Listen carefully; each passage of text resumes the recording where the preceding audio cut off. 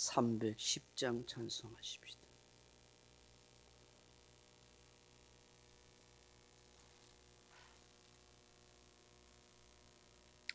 찬송가 310장입니다. 하나님의 은혜로 있을 데 없는 자 왜 구속하여 주는지 난 알 수 없도다. 내가 믿고 도지함은 내 모든 형편 아시는 주니 늘 보호해 주실 것을 나는 확실히 아네. 왜 내게 굳세 믿음과 또 복음 주셔서 내 마음이 항상 편한지 난 알 수 없도다. 내가 믿고 도지함은 내 모든 형편 아시는 주니 늘 보호해 주실 것을 나는 확실히 아네. 왜 내게 성령 주셔서 내 마음 감동해 주 예수 믿게 하는지 난 알 수 없도다. 내가 믿고 도지함은 내 모든 형편 아시는 주니 늘 보호해 주실 것을 나는 확실히 아네. 주 언제 강림하실지 혹 밤에 혹 낮에 또 주님 만날 그것도 난 알 수 없도다. 내가 믿고 도지함은 내 모든 형편 아시는 주니 늘 보호해 주실 것을 나는 확실히 아네. 아멘. 하나님 말씀 로마서 5장 20절로 21절 말씀 같이 읽겠습니다. 로마서 5장 20절로 21절 말씀입니다. 율법이 들어온 것은 범죄를 더하게 하려 함이라. 그러나 죄가 더한 곳에 은혜가 더욱 넘쳤나니 이는 죄가 사망 안에서 왕노릇한 것 같이 은혜도 또한 의로 말미암아 왕노릇하여 우리 주 예수 그리스도로 말미암아 영생에 이르게 하려 함이라. 아멘. 사랑하는 성도 여러분, 사도 바울은 본문에서 율법과 은혜의 기능을 비교하여 말씀합니다. 율법이 들어온 것은 범죄를 더하게 하려 함이라고 말씀합니다. 율법이 더 죄를 짓게 한다는 말이 아닙니다. 율법을 통하여 죄를 알도록 하고 깨닫도록 한다 하는 것입니다. 율법이 있기 전에는 죄를 죄로 여기지 않았고 알지도 못했기 때문입니다. 율법의 기능은 곧 죄를 깨닫게 하는 것입니다. 그러나 죄가 더한 곳에 은혜가 더욱 넘쳤다고 하십니다. 죄사함을 받게 하는 기능이 바로 은혜라 하는 것입니다. 바울은 죄가 사망 안에서 왕노릇한 것 같이 은혜도 또한 의로 말미암아 왕노릇한다고 하십니다. 예수 그리스도로 말미암아 영생에 이르게 한다고 하십니다. 은혜의 핵심, 은혜의 본질은 바로 예수 그리스도이십니다.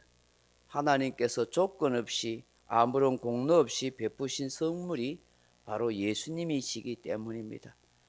그 하나님의 은혜의 선물인 예수 그리스도 때문에 우리가 어렵게 되었고 영생에 이르게 된 것입니다.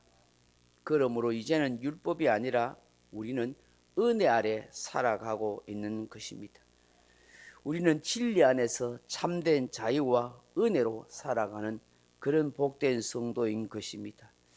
스카펙 박사라 하는 분이 끝나지 않은 여행이라 하는 책에서 이 율법과 은혜를 좀 더 확장해서 영적 발달의 4단계라 하고 그렇게 이야기하면서 이런 말씀을 하고 있습니다. 첫 번째 단계는 혼돈과 반사회 단계입니다. 신우인 목사님이라 하는 분은 이런 류의 사람을 본능의 사람이라고 명명했습니다. 이 단계는 믿음 같은 것은 전혀 찾아볼 수 없고 오로지 본능을 따라서 원칙 없이 사는 사람입니다.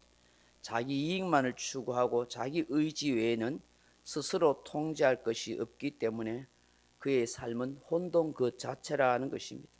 설사 교회를 다녀도 습관적으로 왔다 갔다 할 뿐이다 하는 것입니다. 두 번째 단계의 사람이 있는데 형식적 제도적 단계입니다. 이 사람을 두고 율법의 사람이라고 말합니다.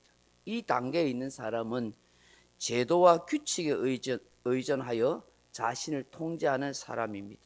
교리나 신앙 체계나 종교적인 형식에 매우 집착하는 사람입니다. 이런 사람은 남을 쉽게 정죄하며 율법의 잣대로 다른 사람을 판단한다고 합니다. 또한 하나님을 무시무시한 통제관으로 생각합니다.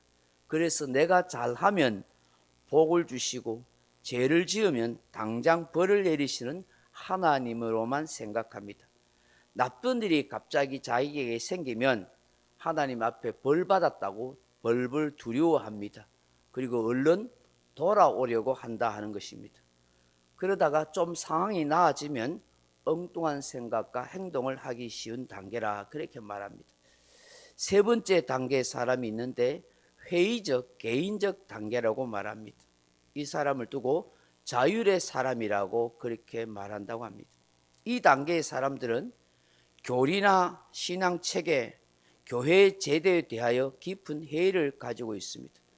하나님과 종교에 대하여 강한 의문과 반감을 가지고 있고 그 대신에 책임감을 갖고 사회 여러 분야에서 많은 일을 하고 헌신적으로 봉사합니다. 자신의 삶에 대하여 책임을 지고 성실하게 살아갑니다. 비종교인이면 율법의 사람보다 훨씬 영적으로 앞서 있는 사람입니다. 종교인이면 자기 나름의 신앙 규칙이나 원칙을 정해 놓았습니다. 거기에 맞지 아니하면 가까이 하지도 않습니다. 철저하게 자기 중심적이 되어 갑니다. 자신은 누구보다도 신앙생활을 잘 하는 사람이라고 자부심을 갖고 있고 삶에서나 생활에서나 성경 말씀대로 잘 실천하고 있다고 믿는 사람입니다. 그러나 내면을 보면 교회 체계와 교인들에 대하여 깊은 회의감에 빠져 있다라고 말합니다. 네 번째 마지막 단계는 신비적 공동체적 단계입니다. 이 사람을 두고 진리와 자유의 사람이라 그렇게 명명합니다. 하나님과 깊은 관계를 맺으며 하나님은 내 안에 내재하는 분이로 계십니다. 하나님을 누구보다도 사랑합니다. 예수님처럼 살고 싶어 합니다. 그 예수님처럼 모든 사람에 대하여 긍휼과 자비의 마음을 품고 있습니다. 넓은 마음과 아량으로 품어주고 이해하려고 합니다. 또한 신비로움에 강한 관심을 갖고 하나님의 신비를 알고 싶어 합니다. 죽음에 대한 공포로부터 자유로워지고 정죄를 받지 않으며 물질에 대한 집착 또한 점점 사라지고 있습니다. 언제나 교회 공동체를 중요시 여깁니다. 교회 공동체 안에서 자기를 발견하려고 합니다. 더 겸손해지고 있습니다. 그러면서 언제나 생명의 일, 사람 살리는 일에 관심을 많이 가지고 있습니다.